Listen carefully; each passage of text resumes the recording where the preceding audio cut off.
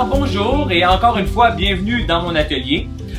Cette semaine, on va se préparer. On vient de faire le collage de nos panneaux, de nos pièces, nos assises, nos côtés, nos marches. Et la semaine prochaine, on va se préparer à les niveler, à rendre la surface très droite, très plane et très douce au toucher.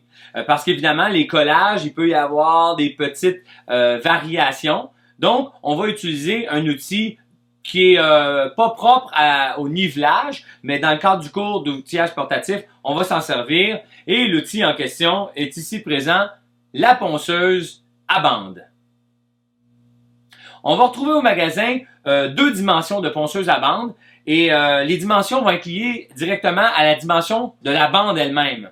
Donc, on va avoir des ponceuses dites 3,24 comme celle-ci et vous allez retrouver aussi des ponceuses dites 4,24. Ça, c'est directement lié à la largeur de la bande pour le premier chiffre, donc 3 pouces, par 24 pouces, c'est la circonférence de notre bande. Alors, la ponceuse à bande, c'est pas bien compliqué. Un peu comme sur la scie circulaire, on va retrouver deux poignées, donc une poignée arrière, agrippée par la main droite, qui va nous donner accès, encore une fois, à la gâchette de mise en marche, et une poignée avant. Puis, par mesure de sécurité, quand on va avoir l'outil en action, il faut avoir tout le temps les deux mains sur les deux poignées. On va avoir aussi une particularité ici, c'est un petit bouton de maintien. Donc, ça nous permet de mettre en action la machine, puis qu'elle soit en action constamment sans qu'on ait nécessairement toujours le doigt à fond sur la gâchette. Comment ça fonctionne? On va appuyer à fond sur la gâchette. On va appuyer à fond sur le bouton de maintien, puis ça va nous permettre de lâcher la gâchette et le bouton de maintien va faire en sorte que l'outil va être toujours en action. Pour la désenclencher, on a juste à repaiser à fond sur la gâchette et là, ça déclenche le bouton de maintien. Alors ici derrière, on a un sac qui va servir à récupérer la poussière. Ça va faire quand même pas mal de poussière quand on va poncer. Utiliser le masque de filtration va être de mise aussi. Pour le retirer, le sac et le vider, on va avoir ici, si on va juste au-dessus du sac et on presse, on se rend compte que c'est un peu sur ressort. Puis là, ça nous permet de venir pivoter et de le retirer. C'est question de venir pincer la partie haute du sac comme ça, qui permet de le déployer. Puis pour le vider, on a une petite genre de braquette en plastique en dessous qui vient le fermer. On la retire, puis là, on a accès à l'intérieur du sac pour aller le vider. Vous allez sûrement avoir besoin de le vider en cours de route.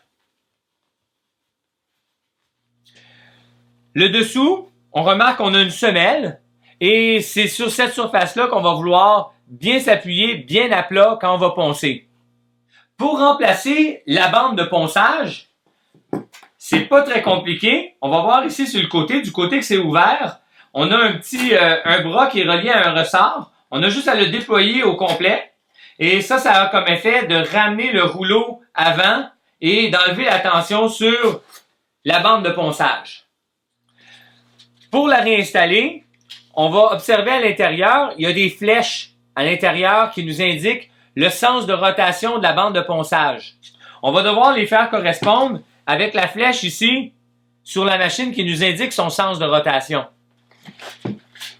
Donc, on va la remonter dessus, comme ça. Puis, on va venir fermer le petit bras pour appliquer une tension sur la bande de ponçage. Ensuite, on va devoir ajuster l'enlignement de la bande de ponçage. Et il y a une petite manette ici qui nous permet d'ajuster son enlignement. L'enlignement, en fait, du rouleau avant, qui va faire qu'on va centrer notre bande de ponçage sur le rouleau avant. Donc, on la démarre et on l'ajuste.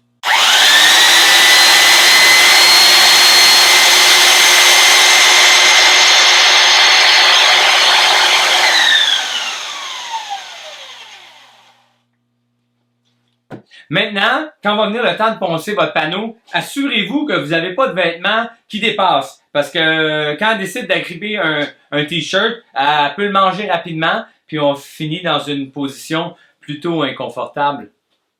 quand va venir le temps de poncer votre panneau, ça va être important de bien le serrer sur votre table, de bien l'assujettir, parce que la ponceuse, elle peut avoir comme effet de le projeter légèrement. Alors, ce que moi j'ai fait, j'ai utilisé les chiens d'établi ici. On peut simplement se serrer des blocs. Puis je vais venir ici derrière, me mettre des blocs d'arrêt qui sont pris dans du matériel que j'ai trouvé dans les poubelles. Comme ça. Je vais le serrer pas trop près pour pas venir en conflit avec ma ponceuse. Protection auditive.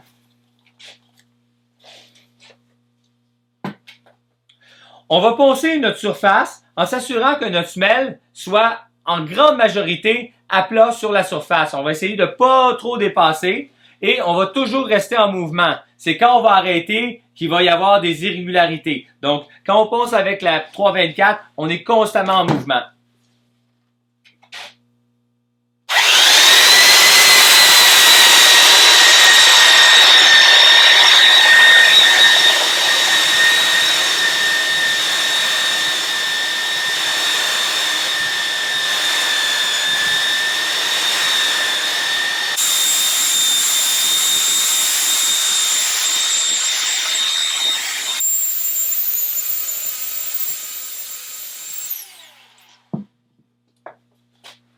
L'idée, c'est de faire des allers-retours comme ça, en étant toujours en mouvement, puis en essayant de pas trop déborder pour pas dépasser trop notre matière.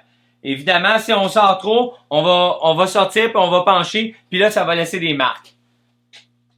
Il faut comprendre que c'est pas un ponçage de finition, c'est vraiment un ponçage brut. Et pour nos panneaux de chaise, dès qu'on va avoir une surface qui va être acceptable et assez régulière, on va pouvoir arrêter. On n'a pas besoin de poncer à outrance. On va poncer à la fin du cours, à la fin de la session, on va venir faire un ponçage de finition. Puis si on n'a pas de ponceuse à champ, on peut toujours se fabriquer un gabarit pour venir accueillir notre ponceuse 324.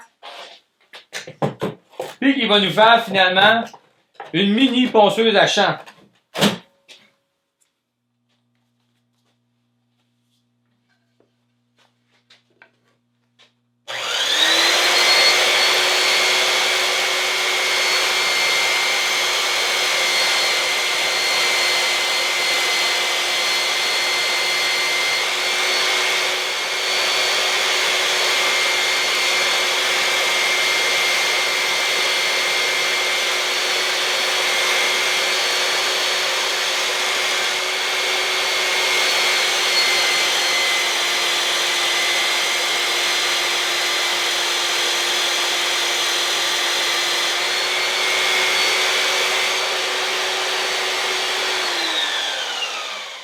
Alors, c'était la ponceuse 324. J'espère que ça vous a plu. Je vous vois dans l'atelier la semaine prochaine.